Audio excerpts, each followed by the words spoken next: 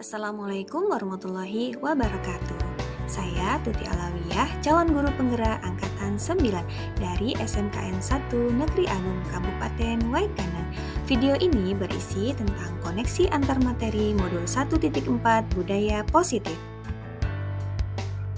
Kesimpulan mengenai peran saya dalam menciptakan budaya positif di sekolah dengan konsep-konsep serta keterkaitannya dengan materi filosofi pendidikan nasional Ki Hajar Dewantara, nilai dan peran guru penggerak serta visi guru penggerak.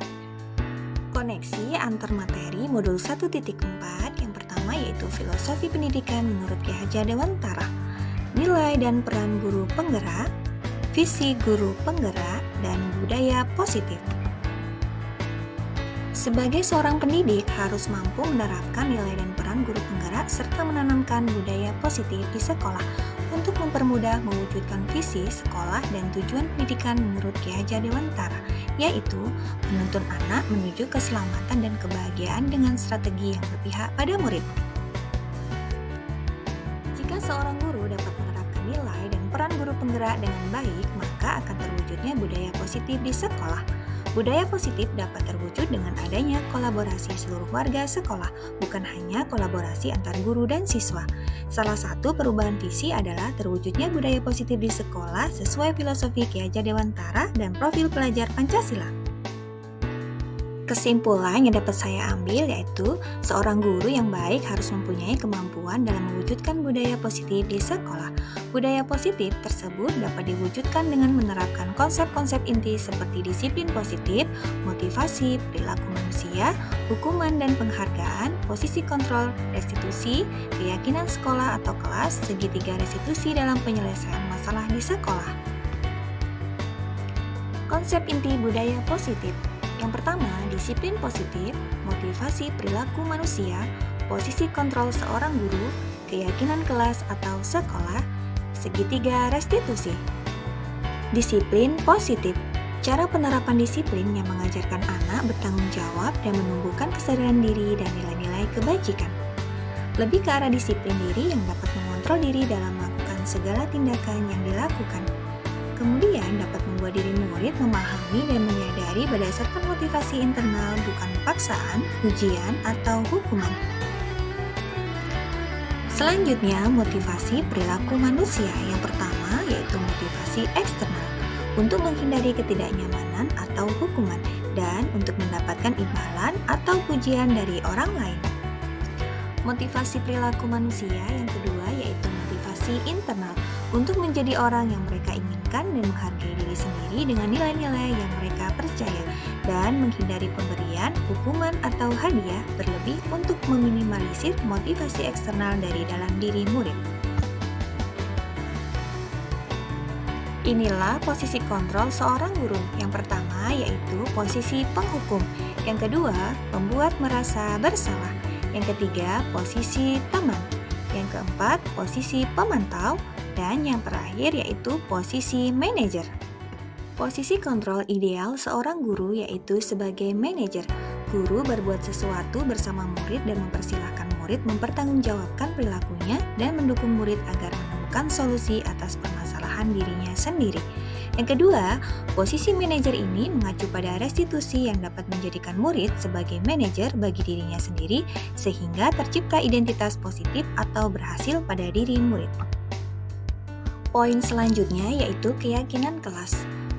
Guru berperan dalam mewujudkan terbentuknya keyakinan sekolah atau kelas dengan adanya kesepakatan antara guru dan murid. Keyakinan sekolah atau kelas bersifat universal yang mudah diingat, dipahami, dan harus diterapkan dalam lingkungan sekolah. Selanjutnya, segitiga restitusi. Guru yang berperan sebagai manajer menggunakan segitiga restitusi dalam penyelesaian masalah ada 3 tahapan restitusi, yaitu menstabilkan identitas, validasi tindakan yang salah, dan menanyakan keyakinan. Tujuannya untuk mewujudkan peserta didik yang bertanggung jawab dan mandiri.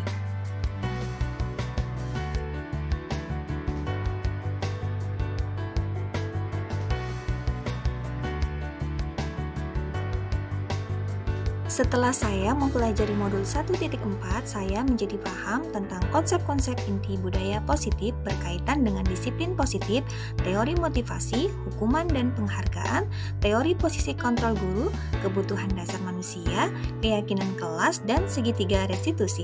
Seluruh konsep ini harus kita pahami dan diterapkan oleh kita dan seluruh warga sekolah untuk mewujudkan budaya positif di lingkungan sekolah.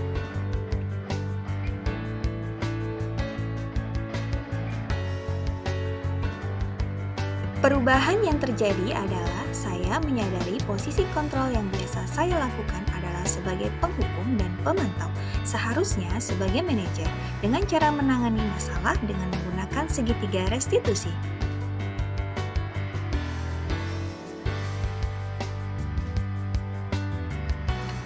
Hal yang pernah saya alami adalah saat menangani kasus siswa yang terlambat ke sekolah dan terlambat belajar bahasa Inggris di kelas. Saya sudah sedikit menggunakan pendekatan restitusi dan berperan sebagai manajer. Di situ saya menanyakan permasalahan terkait keterlambatan siswa ke sekolah, kemudian bersama-sama dengan siswa mencari solusi sehingga siswa tidak terlambat lagi ke sekolah.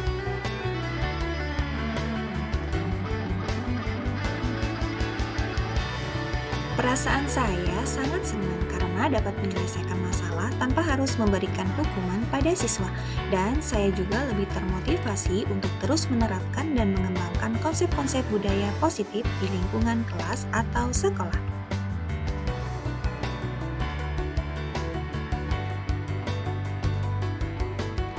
Hal yang sudah baik menurut saya adalah sudah mulai munculnya motivasi internal pada diri murid untuk melaksanakan budaya positif sesuai dengan nilai-nilai kebajikan yang diyakini. Yang harus diperbaiki adalah posisi guru harus sebagai manajer.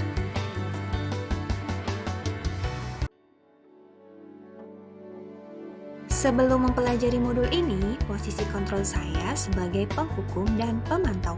Perasaan saya saat itu, saya selalu diliputi perasaan bersalah karena harus memberikan hukuman jika anak berbuat kesalahan. Dan setelah mempelajari modul ini, saya menerapkan posisi manajer dalam penyelesaian masalah. Perasaan saya menjadi sangat tenang dan saya mulai menyadari pentingnya komunikasi yang efektif untuk menumbuhkan rasa tanggung jawab pada diri murid.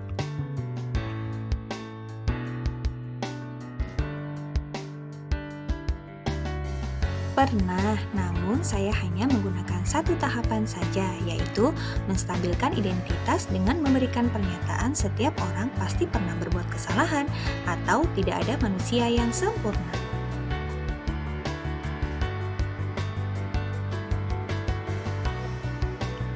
Hal lain yang penting dipelajari dalam proses menciptakan budaya positif adalah melakukan kolaborasi antara sekolah dan orang tua murid, agar budaya positif ini jangan hanya dilakukan di kelas atau di sekolah saja, namun juga di rumah, agar menjadi suatu kebiasaan atau karakter saat berada di lingkungan sekolah atau di lingkungan dimanapun.